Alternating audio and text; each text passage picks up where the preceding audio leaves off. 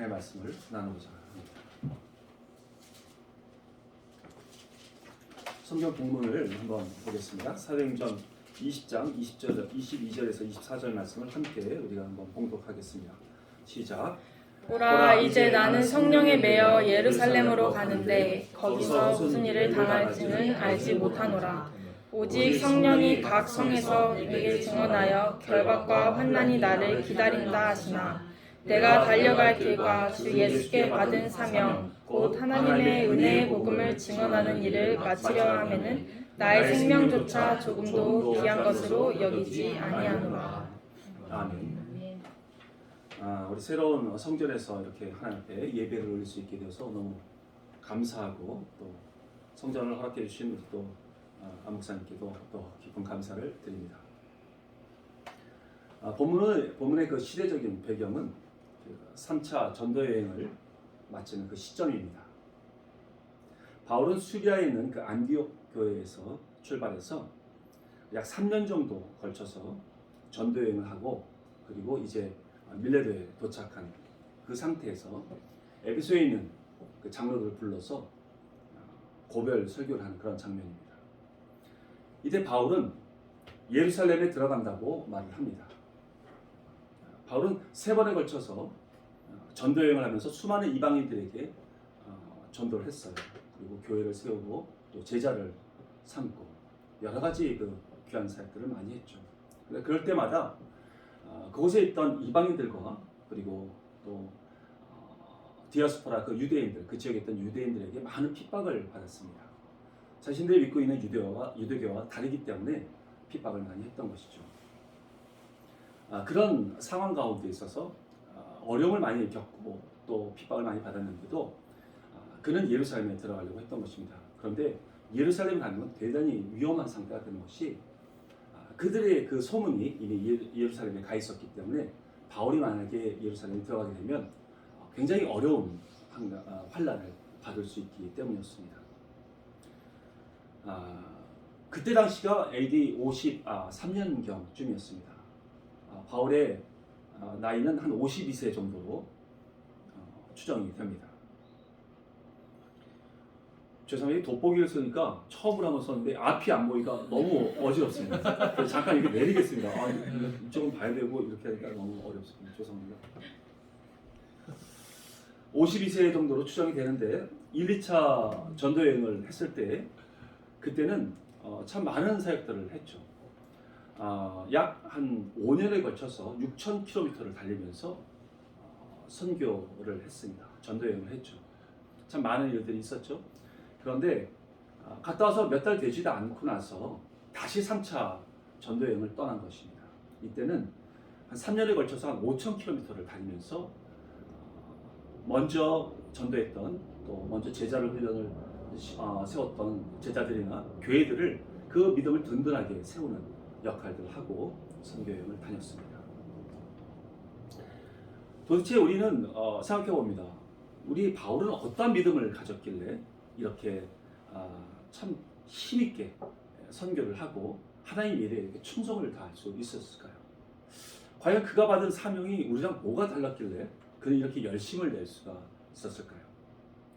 우리는 왜 그처럼 열심을 내지 못하고 이렇게 삶에 묻혀서 사는 경우가 많을까요? 그들의 사명은, 그 바울이 받은 사명은 우리와 사명과 다를 바가 없었습니다. 다만 우리가 사명을 받는 우리의 마음과 우리 태도와 각오가 좀 달랐던 것 뿐이죠. 우리 평상시 이렇게 생각을 많이 하는 것 같습니다. 성령께서 이끌어 주시는 그런 길은 굉장히 나의 성공과 나의 유익이 있는 그 길, 평안이 있고 또 안정이 있는 그 길로 우리를 인도하신다라고 생각할 때가 많이 있습니다. 정말 하나님께서 그러한 길로만 우리를 인도하실까요? 여러분들은 어떻게 하나님 앞에 기도하십니까? 무엇을 기도하시고 무엇을 간구하십니까? 나의 평안과 또 나의 안정을 위해서 기도하시나요? 그리고 내가 내 삶이 이 세상에 봤을 때 성공적인 삶이 되기를 바란다고 계속 그것을 간구하고 계십니까? 여러분, 그런 기도만 하고 있다면 여러분은 기복신앙을 가지고 계신 것입니다. 그래서 어려움이 오거나 환란이 오거나 또 고난이 오면 이것은 성령께서 인도하시는 길이 아닌가 보다라는 그런 오해를 하게 되어서 자기가 가던 그 길을 때로는 이것은 하나님 길이 아니야라고 내려놓고 다른 길을 가게 되는 경우가 간혹 있게 되는 것이죠. 하나님의 사명을 받고 또 하나님의 말씀이라고 해서 그 말씀을 붙잡은 자들은 반드시 그것을 지키려는 그런 마음의 각오와 태도가 분명하게 생깁니다. 이것을 우리는 마음에 확정했다라고 말을 합니다. 그렇기 때문에 어떤 말씀을 받느냐가 우리는 대단히 중요합니다. 하나님의 말씀을 받고 비전의 말씀을 받을 때는 우린 정확하고 틀림없이 흔들지 않는 그런 확고한 말씀을 받아야 합니다. 그래서 그 마음을 그 말씀을 이루겠다 그 마음에 확정을 하고 굳게 붙잡아야 하는 것이죠. 그런 확정이 없다면 그런 상태에서 환란과 어려움이 찾아올 때면 우리는 그 길이 아니다. 내가 알고는 성령님은 이런 길로 인도하시는 분이 아니라고 오해하고 그 길을 가지 않게 되는 것이죠. 그래서 편한 길로만 찾아가게 되는 것입니다. 하나님께서 과연 화평한 길로만 우리를 인도하실까요? 우리 다윗이 말한 것처럼 푸른 초장으로 인도하고 그리고 또 쉴만한 물가로만 인도하시는 하나님이실까요? 우리가 그렇게 하나님을 오해하고 있으면 우리는 사명의 길을 걷지를 못합니다. 많은 그리스도인들이 이렇게 사명을 받아서 그 사명을 끝까지 이루지 못하고 중간에 멈추는 경우가 너무나도 많은 것입니다. 참 그것이 지금 교회와 지금 신앙을 가진 자들한테 보여지는 안타까운 모습인 것이죠. 그래서 우리는 일반적으로 하나님의 음성을 듣고 하나님의 말씀을 받는다 할 때는 우리는 정확하게 말씀을 받아야 하고 그것을 과연 진정한 하나님의 말씀인가를 정확하게 분별하고 확증해서 받아야 합니다. 세 단계로 우리가 확인을 할 수가 있습니다. 하나님의 말씀을 받을 때는 그 3단계가 있는데 그것을 우리가 한번 잘 점검해서 하나님의 말씀을 받기를 바랍니다. 우선 첫 번째는 직관입니다. 내가 내 마음속에 정말 하나님의 이 일을 하고 싶은 마음이 내 마음 가운데 일어나야 합니다. 왜냐하면 하나님께서 우리를 지을 때 인격적으로 우리를 창조하셨기 때문입니다. 우리는 로봇가 아닙니다. 내 마음속에서 먼저 하나님의 일을 하고자 하는 마음이 우리 가운데 일어나야 해요. 그래서 그 열정을 가지고 정말 하나님 내가 그 일을 하고 싶습니다 라고 우리가 마음에 고백이 있어야 합니다. 물론 성령님께서 우리에게 그런 마음을 주셔서 그런 고백이 터지게 하죠. 그러나 그 직관만으로도 우리의 마음의 고백만으로도 우리가 그 삶의 길을 갈 수는 없습니다. 왜냐하면 내 생각이 들어올 때도 있기 때문입니다. 내 생각이 들어오기도 하고 사단이 나의 마음을 내 욕심을 건드려서 또한 그런 일을 하고자 이끌 때도 있기 때문입니다. 그렇기 때문에 우리는 또 한 가지를 점검해야 합니다. 그것이 바로 성경의 말씀을 잡아야 하는 것이죠. 성경의 말씀을 통해서 우리는 하나님의 뜻을 잘 분별하고 과연 하나님은 이 성경 말씀과 같이 나에게 명령하신 이 사명을 어떻게 이끌어 가실까? 과연 뜻이 무엇인가를 잘 분별하고 해석할 수가 있습니다. 그래서 성경 말씀을 굳게 붙잡고 나아갈 수 있어야 합니다. 이 성경 말씀은 절대로 변하지 않는 하나님의 진리의 말씀이기 때문에 그 말씀을 굳게 붙잡게 된다면 절대 어려움이 있어도 흔들리지 않게 되죠. 그래서 우리는 그 하나님 말씀을 붙잡아야 합니다. 그런데 이 하나님 말씀조차도 때로는 내 욕심에 의해서 잘못 해석할 때가 있고 그때도 사단이 거짓 메시지를 주로 해서 우리가 잘못 말씀을 받게 되는 경우도 있습니다. 마치 예수님을 사단이 시험할 때 하나님의 말씀을 가지고 테스트를 한 것처럼 말이죠. 그래서 우리는 한 가지를 더 점검을 해야 합니다. 그것이 바로 사인입니다. 하나님의 사인을 구해야 해요.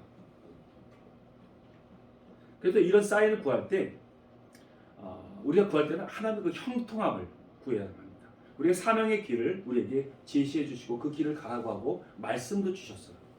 근데 과연 그 사인이 그 형통의 길에 들어가는 그것이 이루어지는 그 길이 열려지는 그런 아름다운 사인인지를 먼저 확인해 봐야 하는 것이죠. 이런 사인을 받지 않고 정말 내 주장대는 또 사인을 받게 된다면 참 엉뚱한 사인을 구할 때가 있어요. 제가 들은 얘기가 어떤 자매가 사인을 받으려고 할 때 자기는 이런 사인을 구한답니다. 아주 잘생긴 남자가 자기한테 와서 뭐 BTS의 아마 정국이 같은 그런 사람이 와서 자기가 청혼할 때 이것은 하나님의 사인으로 내가 받겠습니다. 이런 사인을 구한다고 말해요. 여러분 평생 못 받습니다. 그런 사인은. 여러분 우리가 사인을 받을 때는 하나님의 그 사명의 길을 갈 때 하나님께서 형통하게 열어주는 그 사인을 보아야 하는 것이죠. 마치 기드온이 하나님 앞에 사사로 부름을 받았을 때 하나님 앞에 사인을 구했던 것처럼 말이죠. 그는 므낫세 중에서 가장 작은 자라고 얘기했습니다. 그래서 너무나도 초라한 자기의 모습을 보았어요. 근데 하나님은 그를 용사라고 부르시고 사사로 부르셨습니다. 이때 기도는 네 알겠습니다 바로 움직이지 않았습니다. 왜냐하면 굉장히 어려움이 닥쳤을 때 하나님의 사명을 내려놓을 수도 있기 때문입니다. 그래서 확실하게 사인을 구했어요. 그것이 우리가 알다시피 양털에 이슬이 적게 해달라고 기도를 했습니다. 자고 나서 일어났을 때 모든 땅은 다 메마르고 양털만 이슬로 가득 젖게 해달라고 하나님께 간절히 기도했죠. 그랬더니 하나님께서 그 기도에 응답을 해주셨습니다. 그때쯤 되면 우리가 기도원이 정말 하나님께 역사하셨구나 하고 바로 움직일 수도 있겠죠. 그러나 기도원은 더 확실한 확증을 하기를 원했습니다. 더 확실히 마음에 새기를 원했어요. 그래서 한 번 더 하나님 앞에 간절히 기도를 했습니다. 이번에는 반대적으로 땅이 다 젖고 그 양털만 마르게 해달라고 간절히 하나님 앞에 다시 기도했습니다. 그때 우리 하나님께서는 그를 탓하지 않으시고 또 하나님께서 정확하게 그 사인을 보여주셔서 그 다음날 모든 땅은 다 이슬로 젖고 양털만 메마르게 해주셨습니다. 그때 기도는 강력한 마음에 확정이 된 것입니다. 하나님의 사명을 자기의 부르심의 그 사명을 정확하게 받고 어떤 흔들림 없이 만군의 하나님께서 자기와 함께하게 한다는 그 사인을 받고 움직이기 시작했던 것이죠. 그래서 그 미디안 그 적들을 모두 물리칠 수 있는 강한 용사가 되었고 사사가 되었던 것입니다. 우리도 마찬가지입니다. 하나님께서 우리에게 이러한 사인을 주실 때는 우리는 바로 하나님 앞에 움직일 수 있는 그런 용사가 되어야 할 것입니다. 그러나 여러분 이렇게 하나님의 단계별로 하나님의 말씀을 구하고 사인을 구했어요. 그리고 하나님의 일을 해나가려고 하는 자들도 있지만 또 특별히 하나님께서 특별히 사용하는 사람들도 있습니다. 바로 성령에 이끌려서 하나님의 일을 하는 사람도 있습니다. 그것이 바로 바울 같은 사람입니다. 그는 성령에 매여서 이제 예루살렘에 들어간다고 말을 합니다. 여기서 매이다는 말은 킹 제임스 버전으로 보면 결박당해서 간다라고 말을 합니다. 이 결박당한다, 성령에 아주 끌려서 그냥 붙잡혀서 간다. 내 생각과 내 주장은 전혀 없이 성령께 이끌려서 간다는 그런 말씀이죠. 그만큼 성령께 충만했고 성령과 친밀한 관계가 된다는 말씀인 것입니다. 이러한 자들이 하나님 앞에 부르심을 받고 나가고 있는 것입니다. 바울 하나님께서 주신 비전과 사명을 정확하게 알았습니다. 그리고 자신이 해야 할 것이 무엇인지도 정확하게 알았죠. 그래서 주님의 말씀대로 그는 하려고 결단을 내렸습니다. 마음의 확정이 있었습니다. 그런데도 그러니까 예를 들어서 3단계를 거쳐서 하나님의 말씀을 받고 사명을 받든지 아니면 이렇게 성령에 이끌려서 하나님의 말씀을 분명히 받든지 간에 우리는 하나님의 그 사역을 잘 감당해야 하는데 하나님께서는 그러한 바울도 테스트하기를 원하셨습니다. 그의 신앙을 테스트하기를 원하셨어요. 우리 바울 같은 사람을 왜 하나님께 테스트를 굳이 하실 필요가 있을까라고 우리는 의문을 가질 수가 있습니다. 그러나 하나님은 정금과 같은 사람을 만들기를 원하십니다. 정말 하나님 앞에 끝까지 말씀을 이루도록 정말 좌로나 우로나 치우치 않고 끝까지 하나님만을 붙잡는 사람인가를 보기를 원하시는 것이죠. 물론 우리에게도 그런 테스트를 하시지만 바울에게도 그런 테스트를 하셨습니다. 성경을 보면 우리가 이것을 확인해 봐야 될 텐데 5가지로 하나님께서는 5단계를 통해서 그의 시험을, 그의 믿음을, 그 신앙을 또 그가 마음을 얼마나 확정이 되었는지를 테스트를 하셨습니다. 우리가 한번 성경을 통해서 이것을 확인해 보기를 원합니다. 첫째는 사도행전 20장 23절 말씀입니다.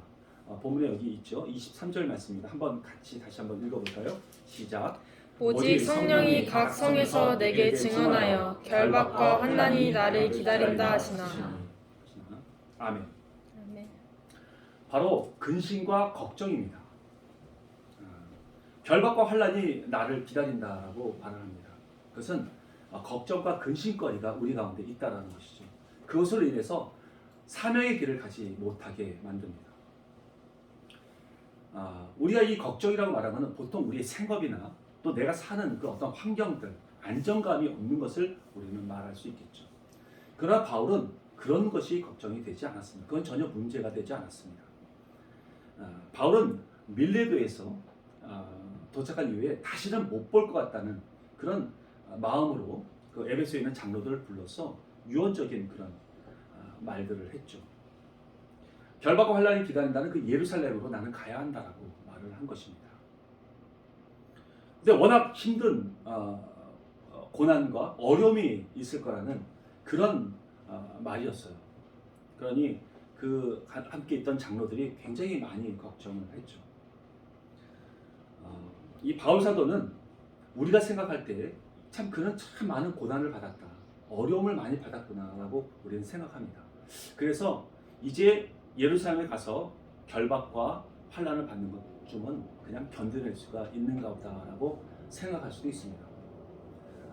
여러분 그렇지가 않습니다. 그러나 왜냐하면 고통을 당해보고 고난을 당해본 사람들이 더 그 아픔을 알기 때문에 더 두려워할 수 있습니다. 제가 그 전에 일본에 가서 선교 가서 일본에 갔을 때 아파트에 갔습니다. 아파트에 갔는데 거기서 저 뜨겁게 기도하고 있었어요.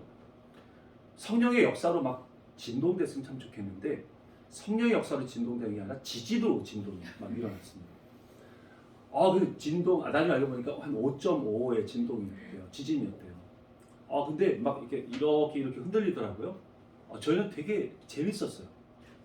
와, 이게 뭐지? 이거 노는 거야? 이거 굉장히 즐거웠어요. 그래서 야, 재밌다 막 이렇게 했어요. 또 분위기도 그런 분위기를 제가 만들고 싶어서 걱정하지 말라는 뜻에서 말했죠. 근데 현지에 있던 일본인들은 두려워서 떨고 있었어요. 그 지진의 그 위력을 그 사람들이 알고 있기 때문에 그래요.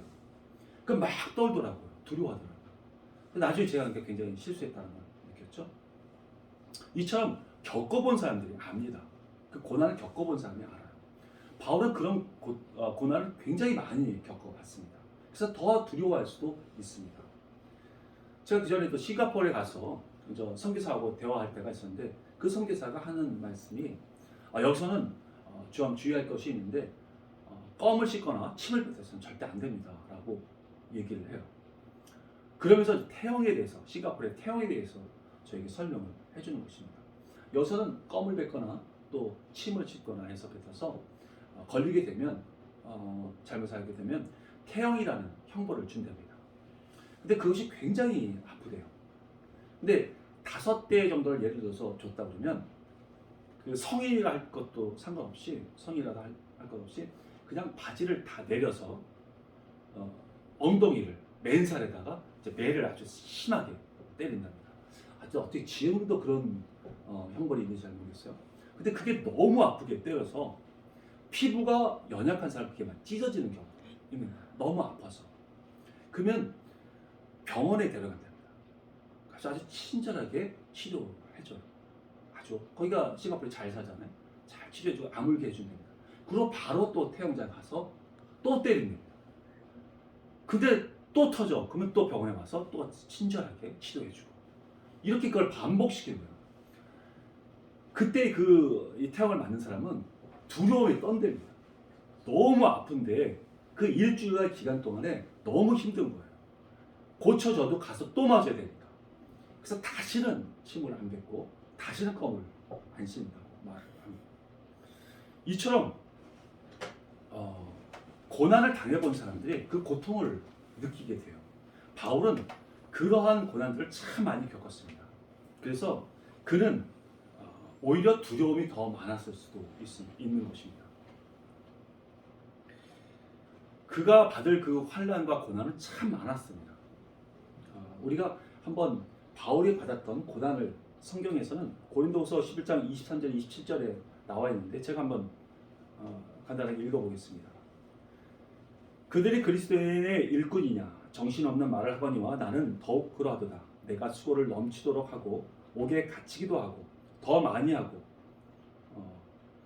매도 수없이 맞고 여러 번 죽을 뻔하였으니 유대인들에게 40에서 하나 감한매를 5번 맞았으며 3번 태장으로 맞고 1번 돌로 맞고 3번 파선하고 일주야를 깊은 바다에서 지냈으며 여러 번 여행하면서 강의 위험과 강도의 위험과 동족의 위험과 이방인의 위험과 시내의 위험과 광야의 위험과 바다의 위험과 거짓 형제 중에 위험을 당하고 또 수고하며 애쓰고 여러 번 자지 못하고 줄이며 목마르고 여러 번 굶고 춥고 헐벗습니다. 왜 바울은 이런 고난을 받아야 했을까요? 왜 이런 고난을 받으면서 사명의 길을 가야 했을까요? 이런 고난을 피해가면서 그렇게 쉽게 정말 사역을 할 수도 있지 않았을까요? 우리 그렇게 생각해 봅니다. 그런데 그는 정말 예수님의 사랑을 알았습니다. 예수님의 그 크신 십자가의 사랑을 알았어요. 고난의 길을 피하고 사명의 길을 걷게 되면 여러분 예수님의 그 십자가와 같은 그런 사랑을 행할 수가 없게 됩니다. 바울 사도는 이 예수님께서 당하신 이 고난을 알고 싶어 했습니다. 그리고 이 십자가의 고난에 참여하고 싶어 했습니다. 왜냐하면 그 하나님의 그 깊은 사랑이 무엇인지를 알고 싶었어요.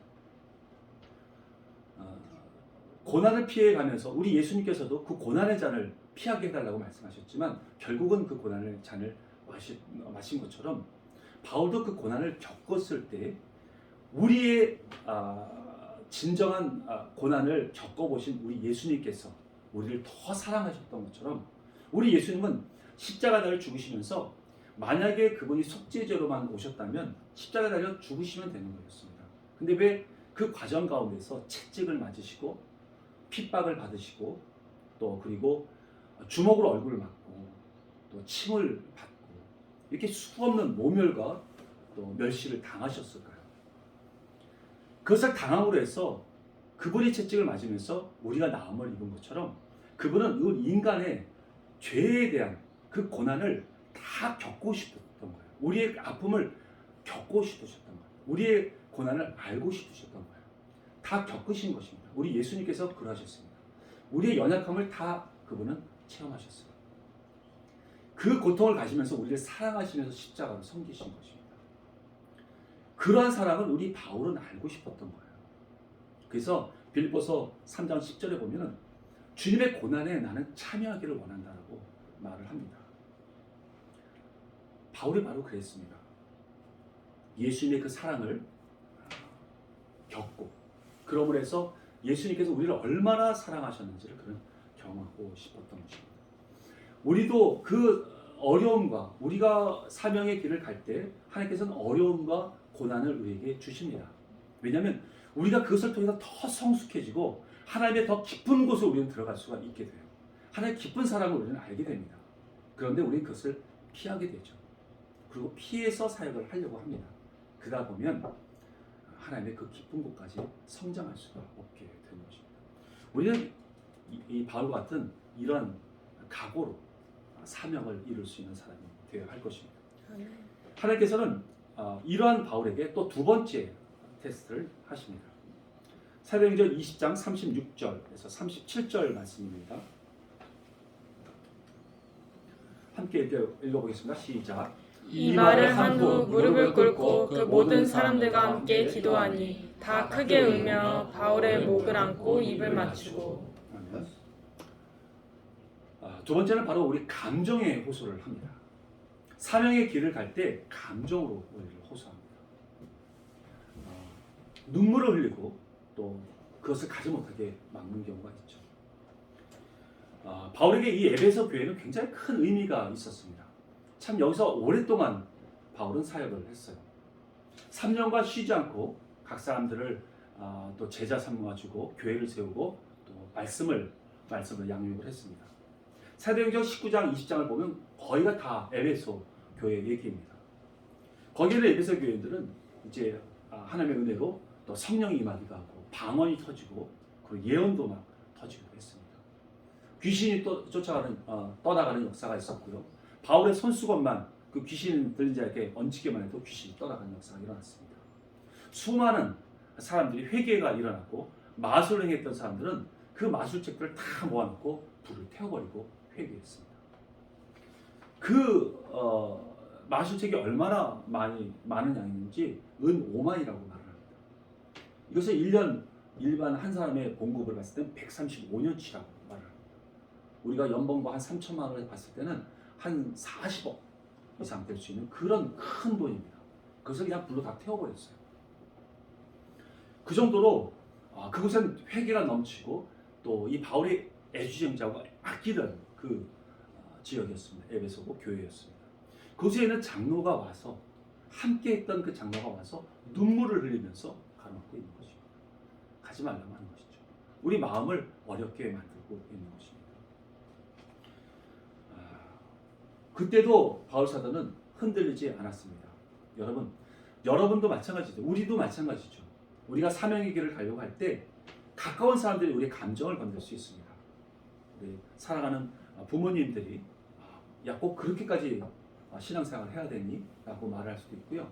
사랑하는 아내가, 사랑하는 남편이 반대할 수도 있습니다. 눈물로써 호소할 수도 있습니다.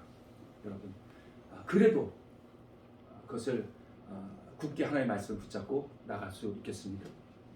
이렇게 할 때 우리 정말 충성된 자라고 말할 수 있는 것입니다. 이런 감정도 하나님께 주신 하나님께서의 테스트도 내려놓고 하나님 앞에 말씀으로 끝까지 붙잡고 나가는 이 바울에게 하나님께서는 또 세 번째로 테스트를 하셨습니다. 그것은 사도행전 21장 4절 말씀입니다. 함께 읽어보겠습니다.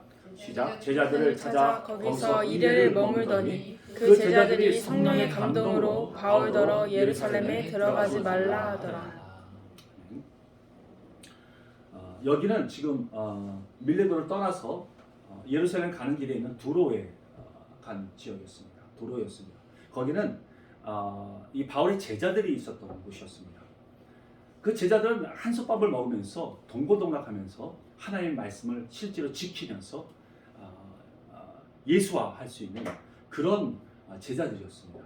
굉장히 뜨거운 신앙을 가지고 그리고 하나님을 섬겼던 자들이죠. 그들이 바울에게 하는 얘기가 가지 말라는 것입니다. 예루살렘 가지 말라고 얘기합니다. 그것도 성령의 감동으로 말을 합니다. 여러분, 이 정도 되면 성령님께서 내가 정말 환난받고 어려움을 받게 될 것이니까 이 성령에 감동된 자가 이렇게 와서 나에게 말을 하는구나 라고 생각하고 성령께 순종해야 되겠다고 그러고 그만 돌이킬 수도 있겠죠. 그러나 바울은 그러지 않았습니다. 끝까지 갔습니다. 왜냐하면 우리가 영적으로 민감한 상태에서 우리가 이것을 분별해서 보면 알 수 있습니다. 그는 성령께서 직접 말씀하시고 자기를 이끌고 가시고 계셨습니다. 그런데 이제 자기는 친밀해도 성령과 항상 친밀한 관계인데 왜 제자를 통해서 자기에게 말을 할까라고 생각해 볼 수 있겠죠. 충분히. 만약에 내가 돌이킨다고 한다면 성령님은 나에게 말씀하시지 왜 제자를 통해서 굳이 말씀을 하셨을까요? 분명히 말씀하는 것은 제자는 자기가 말을 했습니다. 성령이 말씀하신 것이 아니죠. 자기가 말을 했습니다. 우리는 이것을 잘 분별해서 보아야 합니다. 만약에 내 마음속에 마음이 확정되지 않고 환난과 어려움을 두려워하고 있었다면 그 말이 굉장히 나에게 위안이 되고 도피처가 됐을 것입니다. 그런데 그 성령이 충만한 자, 성령에 감동된 자라 할지라도 그는 자신의 말을 할 수가 있습니다. 성령에 감동된 자로 해서 100% 하나님의 말씀만 전하는 것은 아닙니다. 지금도 마찬가지죠. 성령의 충만한 자들이 참 많이 있습니다. 성령으로 하나님께 순종하고 믿음의 지도자 되는 사람들 참 많이 있어요. 신앙으로 존경받을 만한 사람도 많습니다. 그렇다고 해서 그분들이 하나님의 말씀만을 전하십니까? 아니죠. 자기의 생각도 전한다고 자기 경험도 얘기하죠. 바울은 정확하게 하나님의 말씀을 받았기 때문에 그 어떤 것도 그의 하나님의 말씀 받은 것보다 우선될 수가 없었던 것입니다. 그래서 그는 하나님 말씀을 붙잡고 끝까지 갔습니다. 그는 생각했을 때 만약에 그 말씀이 하나님의 말씀이었다면 왜 제자를 통해서 말씀을 줄 것이고 나에게 처음 주었던 하나님의 말씀은 도대체 무엇이냐? 하나님은 그럼 실수하신 거냐? 말씀을 번복하시는 분이신가? 그렇게 생각을 할 수가 있겠죠. 여러분, 하나님은 실수하는 분이 아니십니다. 믿으십니까? 아멘. 하나님은 실수가 없으신 분입니다. 내 입장에서 하나님의 말씀을 판단하고 분별하려고 하니까 그 조그마한 틈새만 돼도 우리는 빠져나갈 수 있는 연약한 모습이 되는 것입니다. 바울은 그러지 않았습니다. 끝까지 하나님의 말씀을 내려놓지 않고 흔들지 않았습니다. 이러한 바울에게 네 번째 테스트를 또 시작하셨습니다. 그것은 사도행전 21장 10절에서 11절 말씀입니다. 함께 읽어보겠습니다. 시작. 여러 날 머물러 있더니 아가보라는 한 선지자가 유대로부터 내려와 우리에게 와서 바울의 띠를 가져다가 자기 수족을 잡아매고 말하기를 성령이 말씀하시되 예루살렘에서 유대인들이 이같이 이 띠 임자를 경박하여 손에 넘겨주라 하거늘. 여러분, 이번에는 선지자가 와서 말을 합니다. 선지자는 곧 하나님의 말씀을 전하는 자입니다. 그렇기 때문에 선지자의 말을 들어야 되죠. 근데 이제 선지자가 와서 말을 전합니다. 이곳은 이제 두로를 떠나서 가이사라로 왔습니다. 계속 예루살렘 가는 중이에요. 가이사라에 왔는데 거기는 예루살렘에 있던 7 집사 중에 한 명인데 빌립 집사 집이었던 것입니다. 그곳에 와 있는데 아가보라는 선지자가 와서 이제 예언을 하고 있는 겁니다. 바울에게 이곳에 이 띠 임자는 예루살렘에 가면 결박당하고 이방인에게 넘겨지게 될 것이다라고 예언을 합니다. 이쯤 되면 바울은 예를 들어서 우리 같은 경우에는 성령에 감동된 제자 말도 내가 안 듣고 내가 갔는데 이것이 답답하니까 이제는 선지자가 오셔서 나에게 말씀하시는 겁니다. 이젠 정말 성령님께 순종하고 나가야 되겠다라고 말을 할 수도 생각할 수도 있을 것입니다. 그러나 여러분 생각해 보십시오. 이 선지가 말한 것은 예루살렘에 가지 말라고 말한 것이 아닙니다. 그는 그곳에 가면 결박당한다, 어려움을 당한다라고만 말을 한 것입니다. 근데 그것도 우리가 마음 약한 상태에서 듣게 되면 또 가지 말라고 한가 보다라고 오해할 수 있죠. 바울은 거기서도 흔들리지 않았습니다. 지금도 마찬가지입니다. 계속해서 지금은 선지자라는 분들은 없지만 별로 없지만 그렇게 선한 영향력을 주시는 분들이 우리 주변에 많이 있죠. 목사님들 계실 수 있고 그렇지만 그분들의 말씀까지도 우리는 잘 분별해서 들을 수 있어야 되는 것입니다. 깨어서 듣지 않으면 우리는 하나님의 말씀을 오히려 거꾸로 내려놓는 그런 어리석은 자가 될 수도 있는 것입니다. 이런 바울에게 이제는 마지막으로 한 번 더 하나님은 테스트를 하십니다. 바로 사도행전 21장 12절 말씀입니다. 함께 읽겠습니다. 시작. 우리가 그 말을 듣고 그곳 사람들과 더불어 바울에게 예루살렘으로 올라가지 말라 권하니.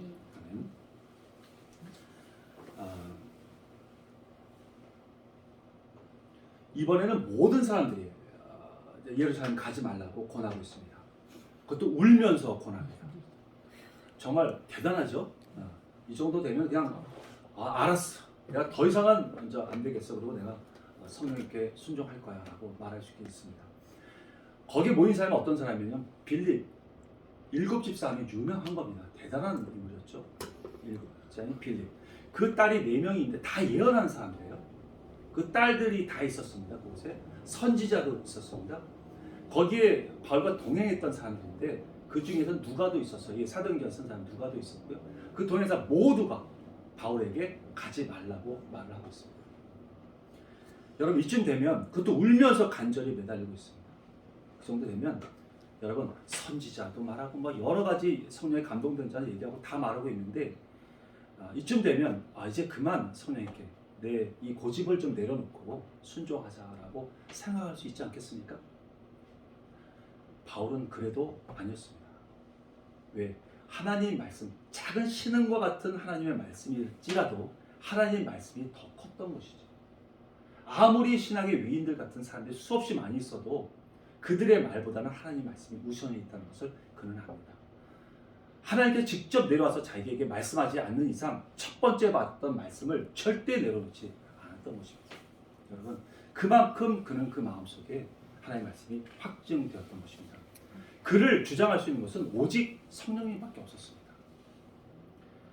우리도 이러한 사람처럼 바울처럼 성령님께서 우리를 다스리는 자가 되어야 할 것입니다. 믿으십니까? 아멘. 요한 1서를 한번 읽어보겠습니다. 너희는 주께 받은 바 기름 부음이 너희 안에 거하나니 아무도 너희를 가르칠 필요가 없고 오직 그의 기름 부음이 모든 것을 너희에게 가르치며 또 참되고 거짓이 없으니 너희를 가르치신 그대로 주 안에 거하라. 아멘. 우리는 성령으로 거듭난 자들입니다. 그러면 우리는 성령님께 순종하고 그분이 인도하는 대로 따라가면 되는 것입니다. 그분께 순종하고 그분의 말씀대로 우리는 가기만 하면 되는 것이에요. 다만 이처럼 성령에 충만한 자가 되지 못했기에 우리는 하나님의 말씀을 배워야 하고 또 순종을 배워야 하고 영적 민감함을 배워야 하는 것입니다. 그렇기 때문에 우리에게는 교회가 절실하게 필요한 것이죠. 안전한 곳에 우리는 모여서 하나님의 말씀을 배워야 하고 주님 앞에 순종하는 것을 배워야 합니다. 그러나 교회에서 성숙할 정도로 하나님의 말씀을 배웠으면 여러분 그 다음부터는 더 이상 교회에서 말씀하시는 목사님의 말이나 또 그 교사 말이나 장로의 말만 듣고 거기서 머물러서는 안 됩니다. 예수 그리스도께 충성해야 합니다. 우리는 물론 주의 몸된 교회에 충성해야 되지만 그보다 먼저 우리의 주인 되신 예수님께 충성해야 됩니다. 그 사실 믿으십니까? 아멘. 우리 성숙하게 되면 예수님의 그 말씀에 따라 움직일 수 있는 사람이 되어야 하는 것이죠. 아멘. 교회에서 안전하게 잘 성장된 이후에는 예수님을 따라가야 합니다. 아멘. 마치 교회에서 그렇게 성장했는데도 계속 교회에 머물러 있는 자들은 다 큰 처녀가 결혼할 때가 되어서 좋은 가정을 이루어야 하는데 계속 집에서 시집가지 않고 머물러 있는 거하고 똑같아요. 정말 우리는 성장해서 예수님께로 가야 됩니다. 신랑은 우리 예수님이세요.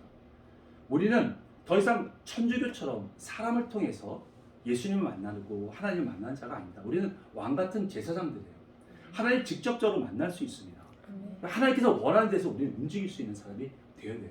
그래서 성숙한 그리스도인이 되었으면 반드시 하나님께 직접 순종할 수 있는 사람이 되어야 하는 것입니다. 아멘. 바울은 이처럼 성령께서 이끌려서 예루살렘에 가고자 했습니다. 고난과 핍박이 있어도 그리고 가로막는 예언들이 있어도 그의 마음은 성령께서 인도하시는 대로 따르기로 마음의 확정이 확실하게 되는 것이죠. 이처럼 단계별로 또 하나님께서 이를 테스트를 하고 또 이 믿음을 확인을 했을 때도 그는 흔들리지 않았습니다. 나의 어떤 어려움과 고난과 환란이 있을 것이라도 있다 하더라도 그는 흔들리지 않았고 어떤 감정으로 우리에게 다가와서 우리의 사명을 내려놓게 만들어도 그는 흔들리지 않았습니다. 하나님을 말씀을 받은 자라고 아니 성령 충만한 자라고 해서 그 자가 와서 말을 해도 그는 움직이지 않았고 선지자라고 해서 어떠한 우리에게 내 결정을 자꾸 흔들려고 해도 흔들지 않았습니다. 모든 사람이 다 와서 얘기해도 하나님의 말씀, 이 말씀을 절대 내려놓지 않았던 것이죠. 여러분은 어떻습니까? 여러분 첫 번째에서 벌써 넘어지니까 내 삶에 있어서 어려움이 온다. 내 삶에 있어서 정말 안정감이 없어. 난 이 정도는 이렇게 갖춰놔야 돼. 내 이 불안한 건 싫어. 환란이 오는 거 싫어. 벌써 이 환란과 근심 때문에 하나님의 사명을 내려놓고 멈춰버리나요? 아니면 내 가까운 사람들이 감정적으로 내 마음을 만지고 있어서 움직이지 못하고 있습니까?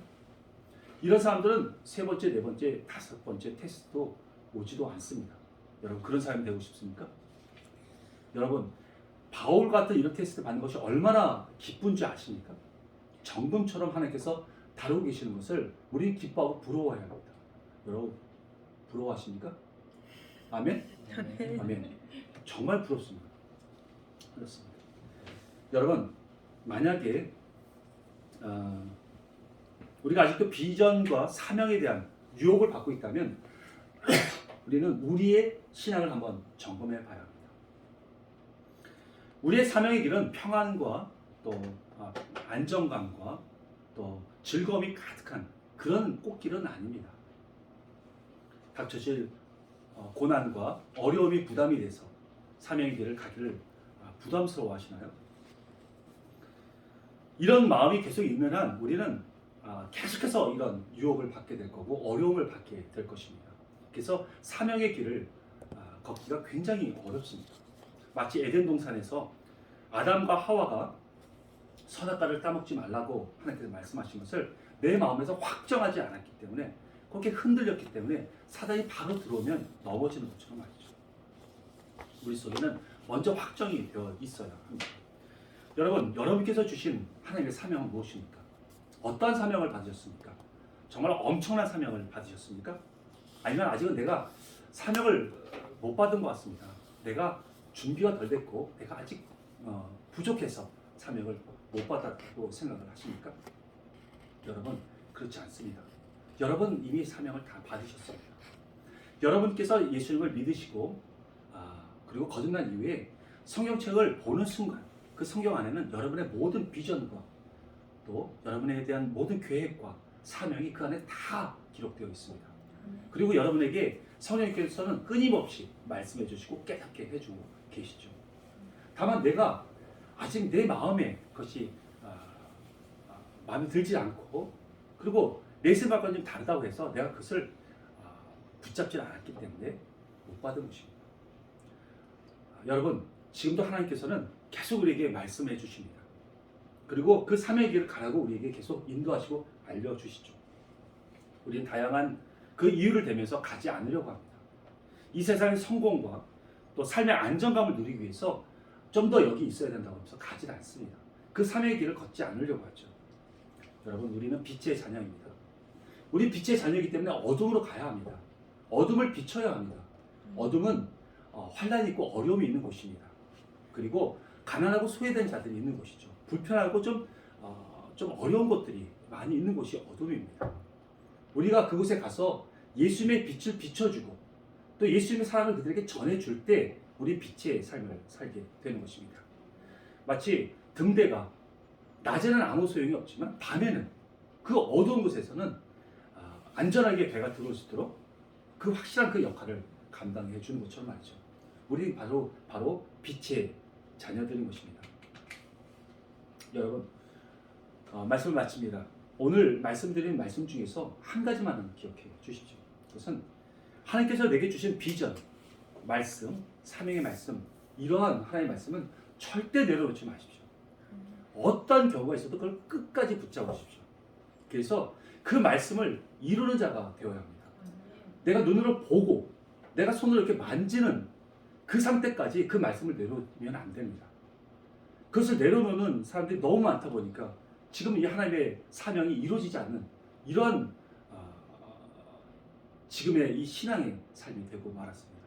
우리는 하나님의 말씀을 끝까지 붙잡고 그래서 좌로나 우로나 치우치지 않고 그 목표를 향해서 끝까지 가서 하나님 앞에 기쁨을 올려드리고 또 하나님과 함께 기쁨을 누릴 수 있는 저와 여러분이 다 되시기를 예수님의 이름으로 축원드립니다. 아멘.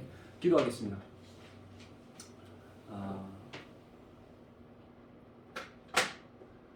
우리가 한 가지 놓고 좀 기도를 했으면 좋겠습니다. 하나님, 우리가 함께 기도했으면 좋겠는데요. 먼저는 하나님, 우리에게 주신 사명, 제가 잘 발견하고 잘 그 비전을 확고하게 내 가운데 새기기를 원합니다. 하나님, 우리에게 은혜를 베풀어 주셔서 그 말씀이 확고하게 내 마음속에 자리 잡게 해달라고 우리 함께 좀 기도했으면 좋겠고요. 또 하나님 앞에 기도하기를 어떠한 상황 가운데서도 하나님 그 말씀을 내려놓지 않겠습니다. 그리고 하나님 반드시 그 사명을 이루는 자가 되어서 하나님의 기쁨이 되겠습니다. 우리 하나님 앞에 간절히 기도하는 기도 시간을 좀 갖겠습니다. 기도하겠습니다.